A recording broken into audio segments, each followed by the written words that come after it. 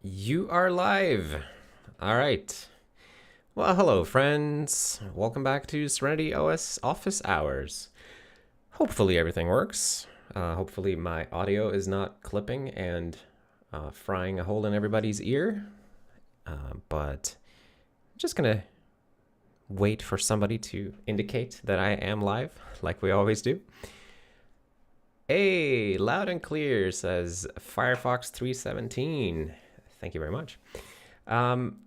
Cool. So it's Friday, and what we do on Fridays is we just talk about SerenityOS and related projects. So if you are new to the stream, basically we talk about whatever you want to talk about, as long as it's related to the Serenity family of projects. So feel free to ask anything, technical, non-technical, and we will do our best to look into it. And I should say, if there's something that I just don't know about, then at least we'll figure out who would know about it so we can hook you up with that person.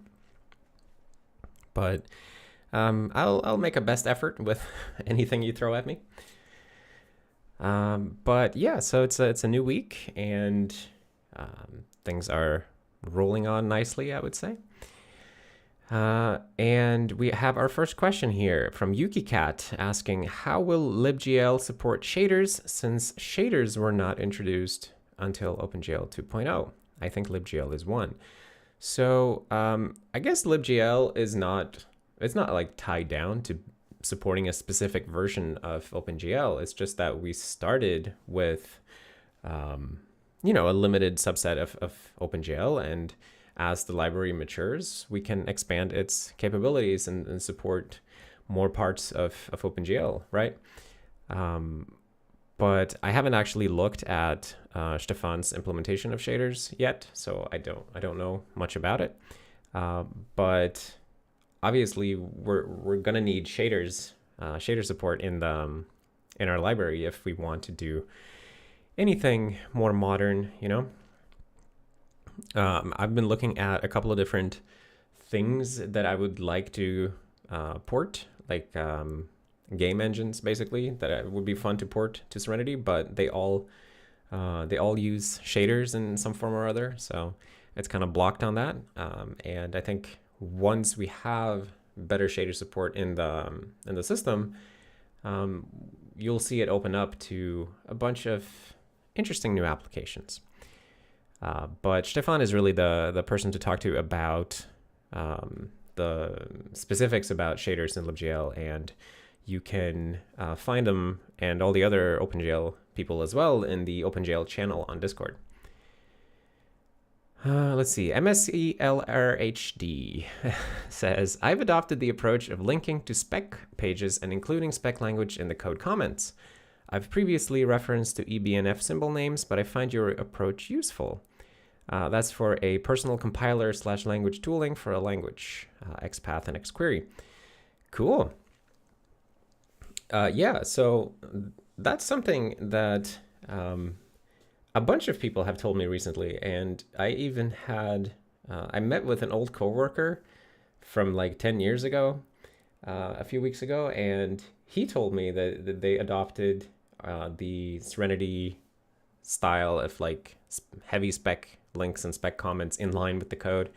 And I'm really happy to see that people are taking something that they find on this channel or in our project, and they find use for it elsewhere, because it really validates my intuition that what we do here, even if we sort of work on Serenity and stay within the bounds of Serenity for our own work, it can still inspire people elsewhere in other domains, and that's really, really cool, I think. Let's see. Entropy says, those videos were fun to watch. Are you referring to the community showcase? Because I thought that was fun too. In fact, I think the community showcases are probably the most fun for me personally on the channel, because that's when I get to see all the other people, sometimes even their faces, but like just what other people are working on and how they present it. And it's super interesting to me. So I really enjoy that. Let's see. YukiCat says, once we get shader support, we can also do some really crisp font rendering. Maybe we can. I never looked very deep into that. I know there's this distance field text rendering stuff you can do with GL, but I don't actually know the specifics, and it would be an interesting thing to do text rendering in a crisp way, because currently our text rendering, it needs a little love, I would say. Like, it's reasonably fast and it looks reasonably correct-ish, talking about vector fonts now, but there are just some shortcomings, like the lack of subpixel positioning, that makes it not compare very well. Like if you put it next to the output of other platforms and their font rendering, we look, I would say, like decidedly worse. So that would be an area where we can improve greatly. Your Fabcat says, hi, you mentioned before that you'd like for Yakt to have fast compilation time. So even for a release build, you're fine with having fast compilation time with less performance at runtime. For a release build, no. I mean, if it's the release, like the thing that you would actually ship, if that's something that we would do, that should obviously have, you should obviously throw like all the optimization you can at that. But 99% of the time, or even closer to 100% of the time for me personally, I'm just editing code and recompiling and testing it on my machine. And in those cases, fast compilation has very high value, right? And getting every last drop of optimization in a scenario like that has less value, unless what I'm working on is specifically like optimization or performance related. So I think there's a spectrum of build settings, like optimization settings, and that's typically what you find in other languages as well, right? That, you know, there's release builds and debug builds, but I think there's room for more nuance there. Like I would like to have something that's a really, really, really fast build, fastest possible build, but not like obnoxiously bloated, for example. And I don't know, like you would need to tune these things. And I don't know the details about that right now, but I think for a release build, yeah, you want it to be as fast as possible. And you don't mind spending time waiting for optimizations if you're going to publish like a tarball or something like that. Or not a tarball, if you're going to publish a compiled executable of something. Let's see. YukiCat says MSDFgen looks really cool based off of Valve's text rendering. I'm not familiar with MSDFgen. What's that? MSDFgen. Multi-channel signed field distance. Multi-channel signed distance field generator. Oh, okay. My brain was just choking on that a little bit. Okay. Yeah, this is definitely something I need to get more familiar with, because I can't give good commentary on it since I don't really understand how it works. But it does look interesting. Let's see. 101 says, how do you manage to keep an overall structure of your code in your head? An operating system has to be a gigantic project. Yeah, it's a big project. I think truth is, like, I don't keep it all in my head at any given time. I don't think anybody does. So it's more like zooming in and zooming out. So for most parts of the code base, I'm zoomed out at the moment, and I'm just zoomed into a specific area. So like lately I'm zoomed into CSS layout. I've been working on that very aggressively for the last couple of weeks. And if you ask me about specifics in some other part of the system, it takes me a moment to page that in, right? I have to read it from disk.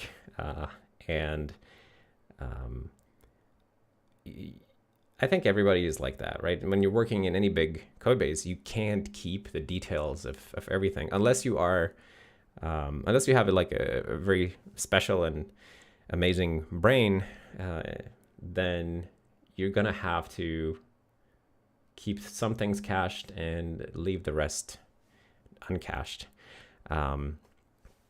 But when I say like zoomed out, I mean, I still have a good picture of the structure of the system. It's just that it's not fine-grained.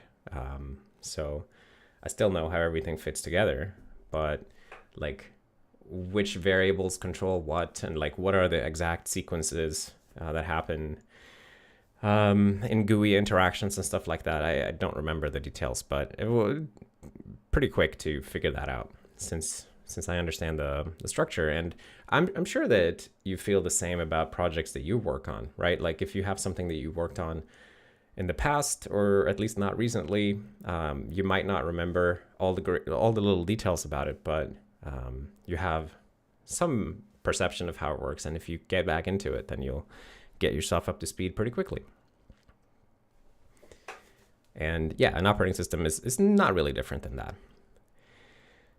Paul is asking, how's Yakt going at the moment? Any milestones, incremental or otherwise? So I think it's been going pretty okay. I know that Ali has been working a bunch on it, and I've been off in CSS land. JT has been working on New Shell, which is unrelated to Serenity, but it's sort of where JT is from. And a bunch of other stuff JT was doing as well, but Ali was working on it a bit. I did some patches to Yakt last week or this week, I forget when. But I think I was on a call with JT the other night, and we talked at length about Yakt and like what we like about it right now, what we don't like about it, and we have to sort of crystallize those things that we came up with, because there are a couple of things that we agreed were kind of clunky about the language, and some of the sort of hidden allocations and hidden failure points are a bit excessive. Like we've gone a little bit too far with some things. And the lack of an ability to declare literals, like a string literal that would not be a heap allocated string, but like a string in the executable memory. That's something I think that we're missing.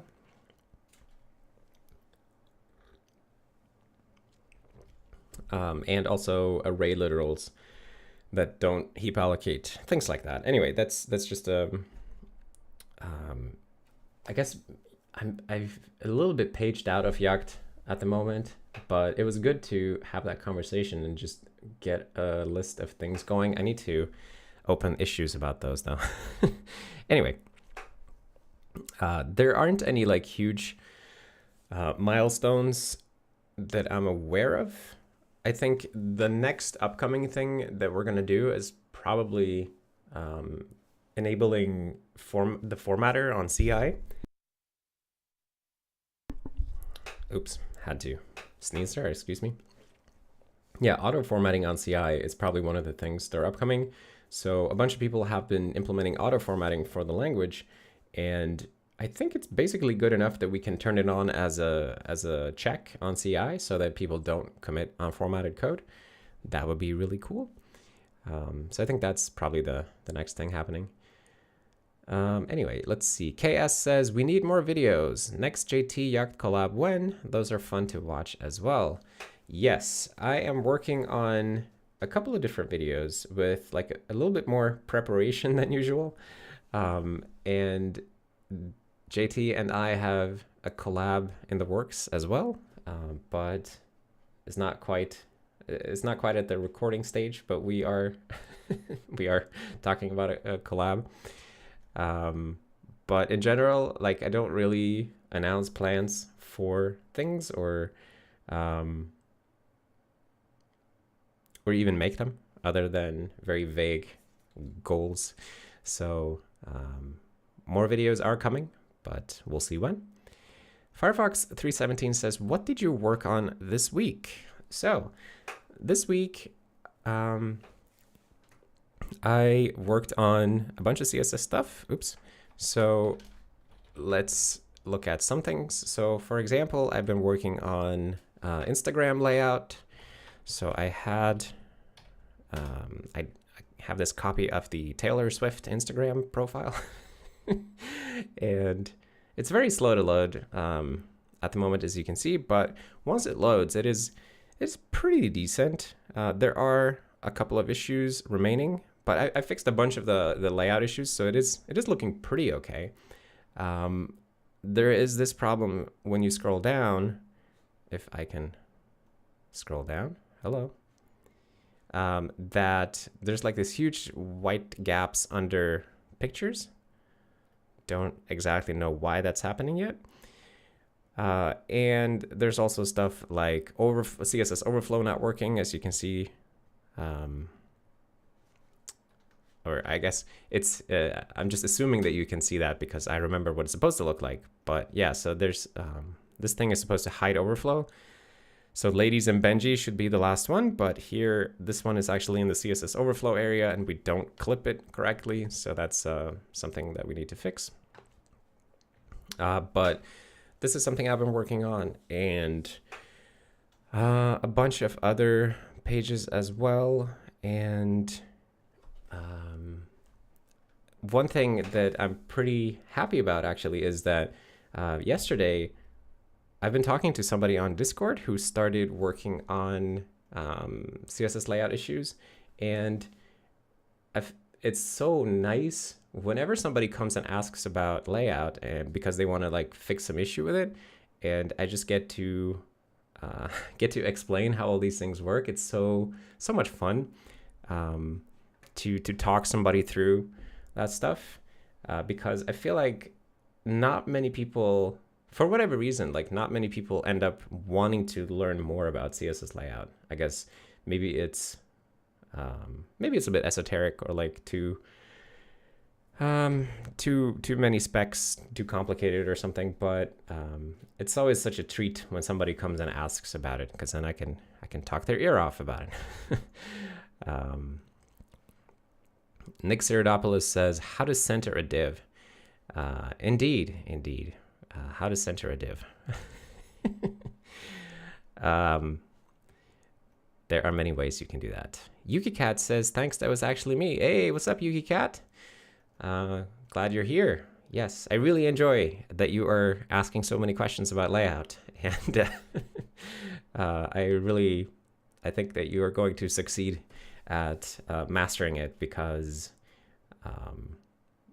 you didn't give up despite hitting all of these unexpected roadblocks. And that's really what CSS layout is all about, is like persisting through endless roadblocks and reroutings. Let's see. 101 says, "For me, the worst thing about programming is trying to see the full picture. I often get deep into coding and realize that I'm digging myself into a larger hole." I think that's nice. That's like one of the nice things about programming, that you dig and you dig, and then you find yourself in a deep hole, and there's interesting stuff all around you. And in order to get back out of the hole, you have to build something. I don't know. I would say that's like my favorite thing about programming. So it's interesting that you find it the worst. Leon is asking, what did I work? What was my first job, I guess? My very first job, I was working in a warehouse for a mail order company that was selling clothes via mail order. So I was walking around a big warehouse, like fetching all the skirts and the pants and the bras and the cardigans and whatnot in the right colors, the right article numbers, and putting a little sticker on them and having them shipped out. And that was my very first job. I was not very good at it. I did not take it very seriously. I was in a like a little shit teenager at the time, and I did not have a work ethic. But I did that for couple of months. That was my first job. Let's see. Your Fabcat says, I wonder how do you manage to almost never mention C++ specific C++ specifics like, oh, this is an RVO, I'll return without a move here. But at my workplace, everyone talks about C++ specifics more than the product itself. What's good about you or what's wrong with them? I think maybe I don't find language specifics that interesting.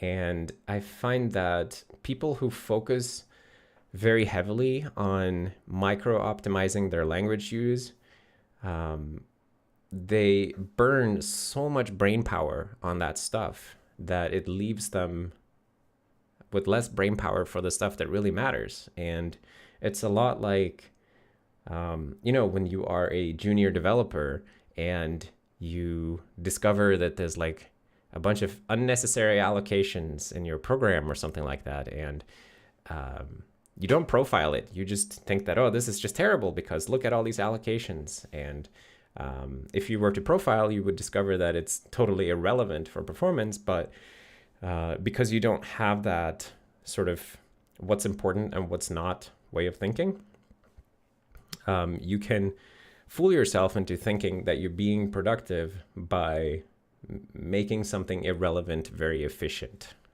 And I think that's something that a lot of people fall into that trap. And I've spent years being like that myself. So that's why I know it intimately, what it's like.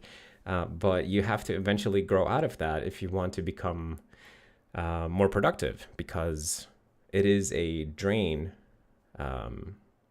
Like it is a time sink, and not a lot of good comes out of it. When it comes to performance, really the only performance that matters is the one that you can measure. Because if you're not measuring the performance of something, then you are just telling yourself that it's performance. So I think that's probably the difference. At least that's what my guess would be, based on I've been like that too, you know, in the past, just calling out all the little best practices, idioms that I was using. But once I measured my best practices a couple of times, I sort of soon discovered that they didn't matter in the great scheme of things. Let's see. YukiCat said also that maybe gap isn't fully implemented. I know a lot of pages use flex or grid plus gap. We probably don't implement gap. Yeah, I don't think we have gap. I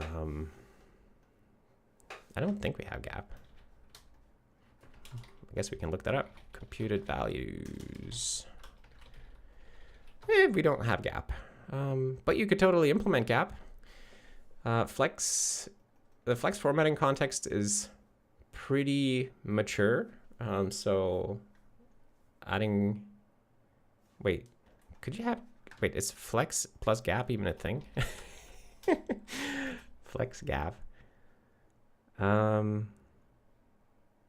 Okay. Yeah, we don't do anything with that. So that's definitely something we should add. Stop bugging me, Google, I hate you, says, I recently watched your JavaScript engine profiling video, and you seemed really in your element. Is that what your daily job looked like at Apple? Yes, that's exactly what my daily job looked like at Apple.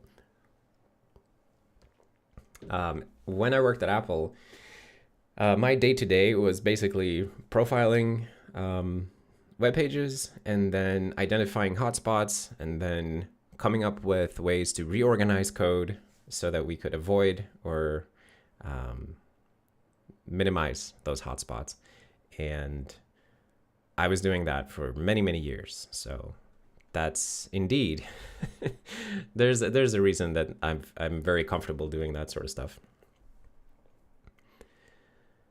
Let's see. Bart Pelly says, have you ever managed an AMD/NVIDIA GPU driver stub?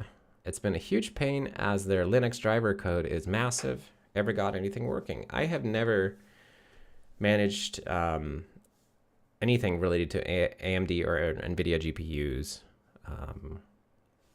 so I don't know how they work or what we need to do to make them work. I know Liav has some work on, I think, Intel GPUs that he's been doing here and there.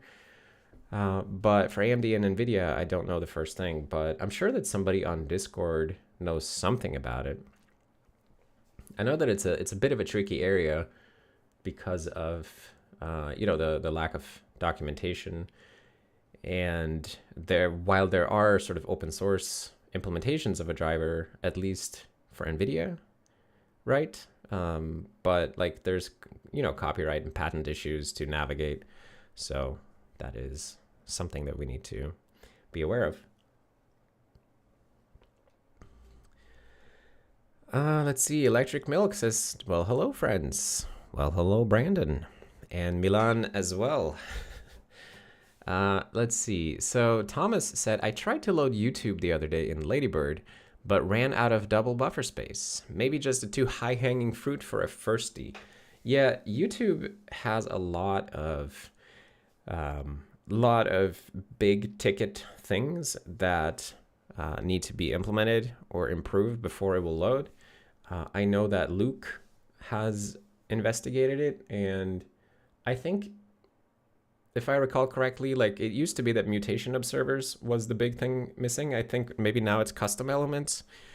But I know Luke is working on custom elements, I think. So if you want to know more about what's going on with YouTube loading, then speak to Luke in the browser channel on Discord. But yeah, like if you want a first thing to debug with the browser, I would suggest starting with a simpler page, like something that's not a big chunky web app. Okay, so here is Luke reporting in. Hello, Luke, saying that exposing node filter on the window object will make their polyfill get to the point where it starts loading. Well, Luke, if you know that, then why don't you make a PR so that we can all expose node filter on the window object? I feel like this is some issue that's been known for a long time, and maybe we should just fix it. But that said, Luke is amazing. Like Luke is always figuring out why this or that website is not loading, and then he hacks on it locally, and then he sits on these amazing patches, and then we just see the screenshots of his amazing patches sometimes. Come on, Luke. Share your cool code. Let's see. MSCLRHD says, I find profile-based optimizations to be very satisfying. It's great when you can achieve a 10x speedup or replace an ON squared loop. Yes, absolutely. Profile-based optimization is very cool. And profile-driven workflow is very cool. Like data-driven workflow is cool. I think when I started at Apple, I had just barely learned how to use profilers. Like I first learned how to use profilers from my office mate at Nokia, this guy named Ben, who was really into profiling, and he showed me how to do it, and I had a very immature approach to it in the beginning, but some data is still better than no data, and that was a lot of fun. But it was really at Apple when I got to work with more people who had a lot more experience with profiling, and they taught me how to do it in a structured, systematic way.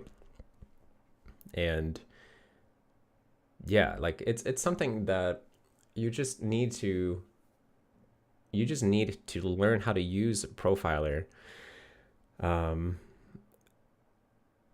efficiently to identify real hotspots, and then you can become a super powerhouse when it comes to optimization. And you can do things that people will find, they will see what you do, and they will think that you're a magician, but actually you are not a magician. You are just gathering the data and then acting on the data. It's not magic, but there was a point when I thought it was magic too. Let's see. Leon says, silly question, do you consume nicotine? I do not. I consume tea and caffeine, but not nicotine. I had a smoking habit in the past, in the long ago, like 10 years ago. And an occasional cigarette here and there. But I haven't touched any of that stuff for many years now. Not since I got clean off of hard drugs. I haven't touched anything lesser either, even coffee. I haven't had coffee for many years.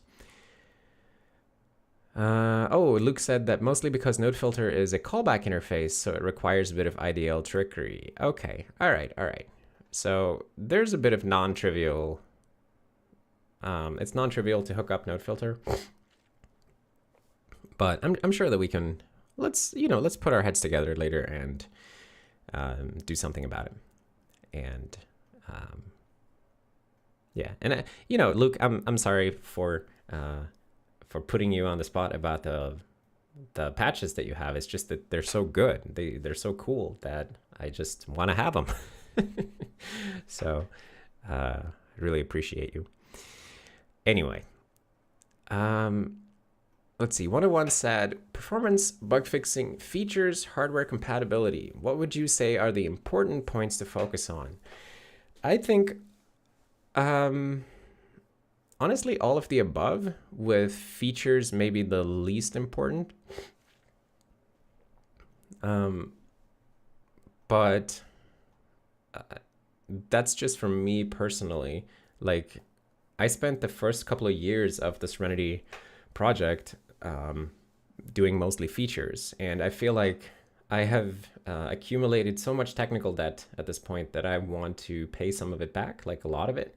So I want to improve things in the right way and work on bug fixing, performance fixing, and like general architectural improvements. And I'm not super keen to introduce new features personally at the moment. But that doesn't mean I'm going to try to stop anybody else from doing it. It's just that I feel like some kind of personal responsibility to go and make better the things that I've already introduced.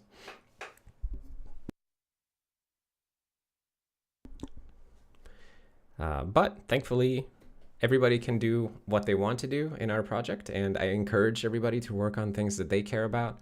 That's how we become great, I think. Fluffy Unicorn says, what file systems are supported in Serenity? Did you invent your own? We currently don't have our own file system. We use ext2 as the sort of the standard file system. And we also have some sort of in-memory file systems like procfs, tmpfs, and we have a file system for the pseudo terminals, and there's a sysfs, and we do have, there's an ISO 9660 CD-ROM file system implementation that I've never actually used myself. And for network file systems, we have Plan 9 file system. But our file system code in general is probably some of the weaker code in the kernel. It is pretty fragile. And it's one of many areas, as I just mentioned, that I would like to go back and improve architecturally and in terms of performance and stability. Bart was asking, personal question, if you're comfortable, do you get imposter syndrome? I don't know. I certainly have in the past, definitely, but I haven't thought about that for a long time, really.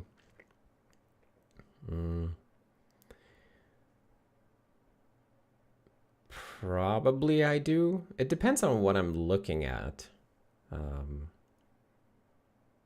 I've been working in this domain for a long time now, like building a browser where the dominant narrative is that you can't do it.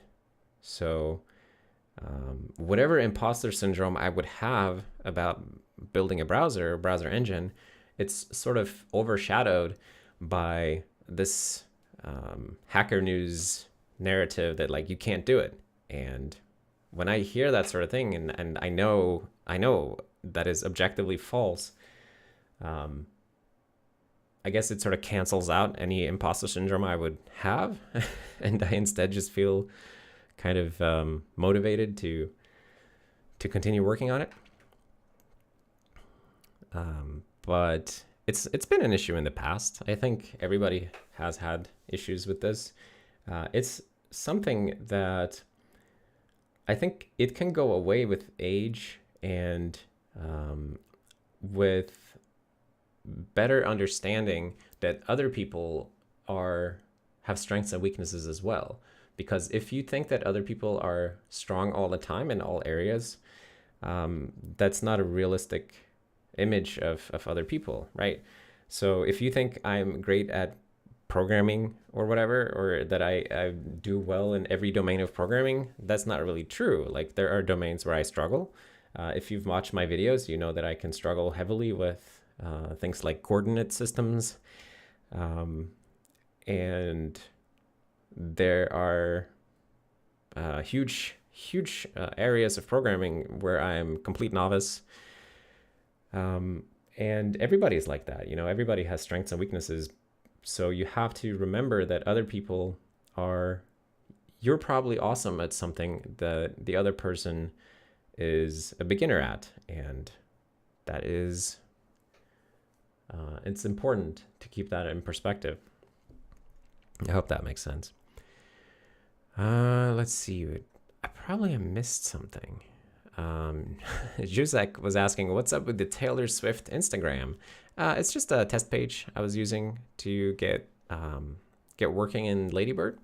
And I think the reason that I used the Taylor Swift Instagram was because people were saying that Taylor Swift has a new album out and it's so amazing and blah, blah, blah. And I kept seeing people saying this, and I thought, all right, well, you listen to the album, I'm going to go and make her Instagram work in the browser. I don't know why. That's just how it came about. Gunnar says that SerenityOS would be less interesting without all the technical debt to fix. Ain't that the truth, Gunnar? And I think we have enough of technical debt to keep us shaving yaks for the next decade at least. Facebook says, do you have an exercise routine focused on wrists and arms, like stretching and warming? If so, when do you do these exercises? I don't really have something like that. Something I do have is I do have an exercise routine, but I just go to the gym and do powerlifting essentially. Like I go and I do compound lifts, which are, I find at least deadlifts in particular are really, really nice for the forearms. So if you have forearm troubles, building up your forearm muscles can probably help you. But I don't know much about stretching and warming routines, so I can't really comment on that. Tim says, we also have FAT32 now, I'm pretty sure. Well, see, look what I know. We do? That's awesome. I did not realize that we had taken that in. FAT32 boot record, look at it. FAT file system. Cool. All right, we have FATFS. That's awesome. Shout outs to Undefined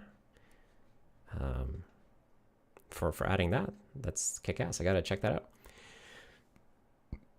Ty says, can you use the Serenity for development? Yes, you can, but it is pretty inconvenient at the moment, so most people don't do it. John McDowell says, the thing with imposter syndrome is that you have it currently, then you deny that you have it. You just say, but I actually am bad. You need external reinforcement to break it. Oh, that's interesting.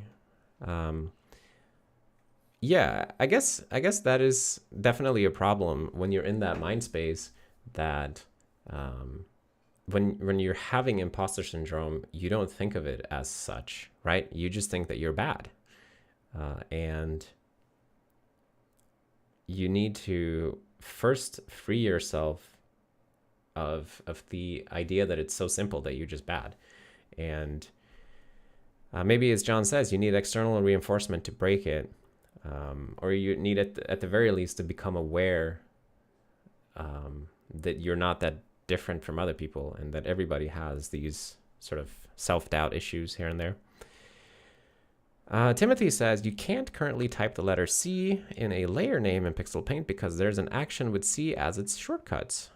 There are a couple of pull requests aiming to fix this, but I'm curious your thoughts about it. Oh, interesting. What's up, Tim, by the way? Really enjoyed your entry in the community showcase with the text input for Pixel Paint. That was cool. So let's see. What are my thoughts on the pull requests for changing text input so that actions don't take precedence when you're trying to type into a text field, if I understand correctly. So let's see. T Slaughter 2006. Window text entry mode. Is that it? Okay, so this PR allows for an application to tell the window that I am in some text entry mode, which then causes any single letter / number or shift plus single letter / number shortcuts to be ignored. This aims to solve a particularly annoying problem in Pixel Paint where many tools and actions in this program are only a single letter, like the clone tool has the shortcut C, etc. When the user is typing a layer name, the letter C gets incorrectly sent to the action instead of the text box. This specific situation could be solved by scoping the actions, but I'm also working on adding a text tool where such a scoping would not help. You would need to scope the tool actions to the image editor for them to be useful, and that's what would have focus while the text tool is in use. Interesting. So your approach then is to tell the window to ignore shortcuts in that special mode. I feel like that's still kind of a specific, like it's a very situational thing, right? And I wonder if a different approach could be that you sort of, when you want to input text, then you would instantiate a temporary widget and give that thing focus, and then have that widget, it could be an invisible widget, but like some widgets that's not the image editor, like a new widget, give it focus and then have it hijack all of the keyboard input. And then that would allow action scopes to remain the same. You don't need a hack in window to bypass certain shortcuts in certain scenarios, but instead you could just have somebody just hijack the events. Does that make sense? I think that's probably how I would approach it. And then here's this as well. Okay, let's see. What is this? So moving keyboard shortcuts to be handled by keydown handlers allows widgets to prevent the shortcut behavior from activating. After some fixes to make tools properly determine whether a key event is accepted or ignored, this allows editing a layer name in Pixel Paint without changing tools, where previously pressing N, for example, would cause the pen tool to be selected. Handle application keyboard shortcuts and keydown event handlers. So that seems kind of reasonable. Like that you would basically, if you have a focused widget and it accepts the keyboard event, so it says like whatever the focused widget is at the moment, it receives a key event, and then it says, oh, I take this key event and you don't need to do anything more about it. Like this was for me. I reacted to it in whatever way. To allow a widget like that to sort of prevent action shortcuts from firing, that seems reasonable. So without looking at the code, this sort of makes sense to me. Having a separate mode, this sounds more like a hack, I guess. That would sort of be my intuition. Yeah. Timothy says, thanks for the feedback. Thank you for working on this stuff. It's really awesome. And then Luke says he opened a PR. Ooh. Let's go check it out right away. 835. Implement enough to make YouTube load. Oh my God, Luke, you are getting so many good boy points for this. What do we have here? Node filter on the window object. That is cool. Very cool. Right. Okay. And then stub out HTML media element load. Sure. We can do that. And then return empty optional style property for shorthand properties. Oh, I've seen this bug. Yeah, right. It's like you try to get like the overflow value from a get computed style result, and then you just crash. Okay. That seems very reasonable. Just gonna let CI run. So, but very excellent, very good, Luke. Let's see. So YukiCat said, seeing stuff being fixed in the browser is really cool. Maybe because you can visually see it, but I love visual problems the most. Right? I really like that as well. And I think I spent so many years working on non-visual stuff that it's been so cathartic almost for me to finally work on stuff where it's so visual. Because when I worked on Safari at Apple, my job was to make things faster and lighter, and you very rarely got to see that other than like, oh, this thing loads visibly faster, but never made any UI or anything like that. Even though technically my original job title at Apple was Safari UI engineer, but I never did a single line of code for the UI. The Undefined says, when I run build Ladybird without the ninja rule, I get assertion failed, even though I did the export of Serenity Deer thing. Okay. I don't know exactly what that means. Does that mean that if I go to this directory and then try to run Ladybird, then I get assertion failed? Okay, yeah, so I guess it doesn't find the web content executable if you do it that way. That's pretty fragile. If you go in the build directory and run Ladybird, it will work. So that's, I would guess it's an issue that it can't find the web content executable because we are not smart enough to find it. That's definitely something that can be fixed. So Andrew Castor it might be the best person to speak to about that. I know that Andrew is way stronger with build system stuff than I am, so I would defer to him. Let's see. Thomas says Luke equals hero. I agree. Luke is a hero. Late says issue 15663. All right, a man of few words. Why do I keep thinking that I can just put a number up here and it will go to the PR?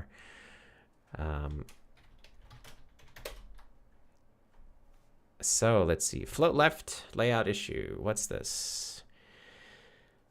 Okay, so we have a problem where with this markup we get overlap.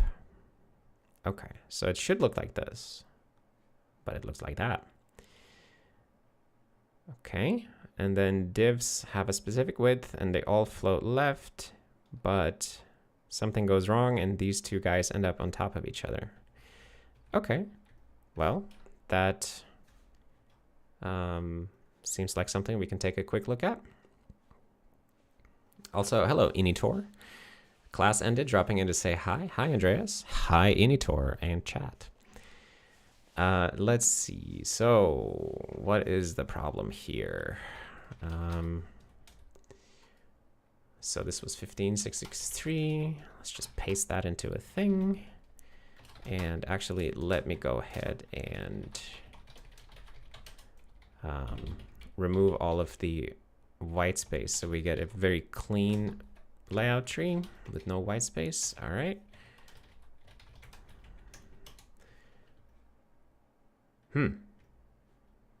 That looks good. So was the white space necessary to make it look bad? All right, Leet. It looks correct to me. I mean, I guess the text could be bigger, but no, we're just using the default text size. Maybe it's font settings related?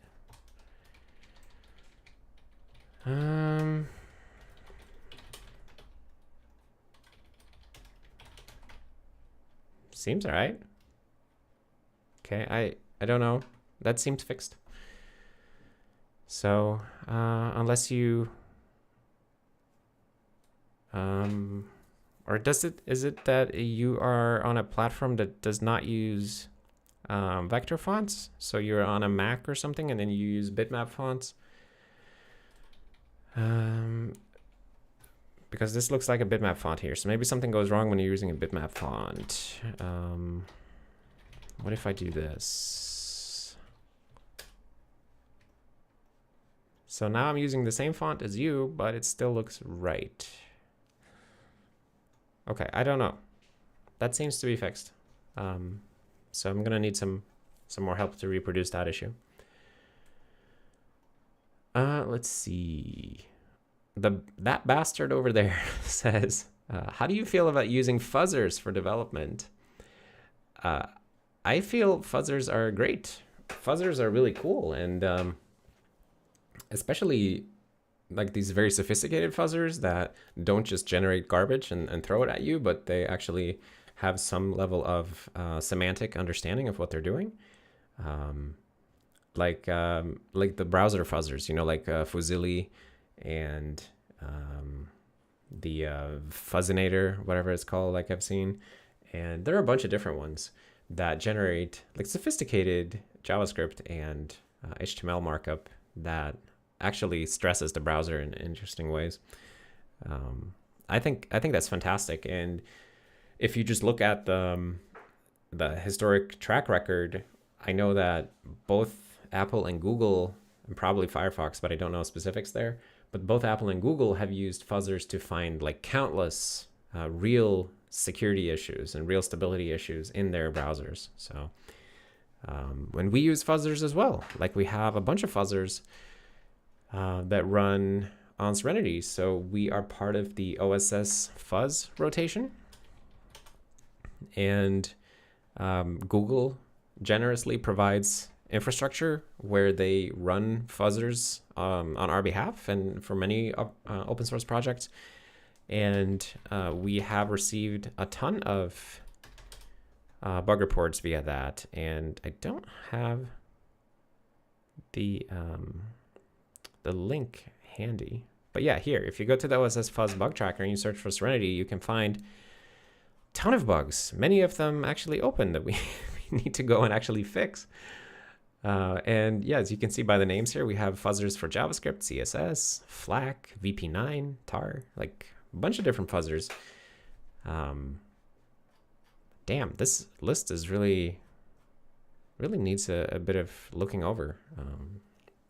Might be something good for the weekend, actually. So if anybody's interested in looking at fuzzer bugs, what you can do here is really easy. You can just pick something off of this list, and there's like a test case you can download that should allow you to easily reproduce it. And then you can just pick one of these, figure out the bug, fix it. And if you enjoy that sort of thing, which I personally do, you might find this nice source of ideas. Let's see. QRSQRT says, does Serenity have a MIDI abstraction? We don't have a MIDI abstraction. I saw somebody, we don't have MIDI. I saw that somebody would, there was a port for like timidity, I think. Yeah, timidity. When was that added? In September. Yeah, so timidity is like a MIDI playback implementation thing that you can play MIDI files, but it's just a port, so it's not part of our system. We don't have anything for MIDI. Our piano application, which is sort of our extremely basic sound creation program, it can export stuff, but it exports a bespoke format. It does not export MIDI. It would be cool to have a MIDI library for import and export of MIDI. I think that would be a valuable thing for sound, for like the whole sound part of the system. So definitely an area, a good area to look into. RMO says, hi, Andreas and the SerenityOS crew. Hello, RMO. Good to see you here.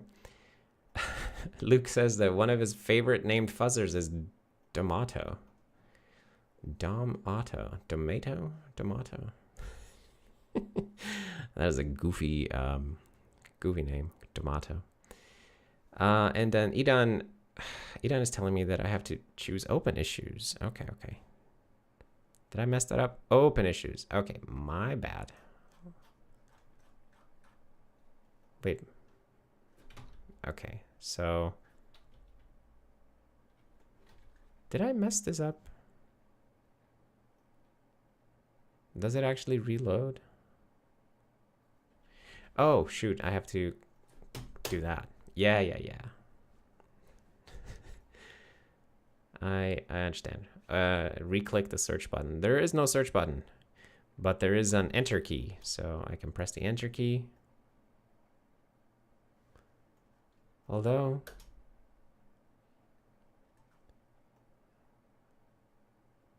okay, I'm confused. Anyway, Edan says it's 140 issues instead of 840. All right, I feel like one of my older relatives being instructed by me. The search button is next to the drop down. Is that the search button? What? Am I just super blind? All right, whatever. Other side.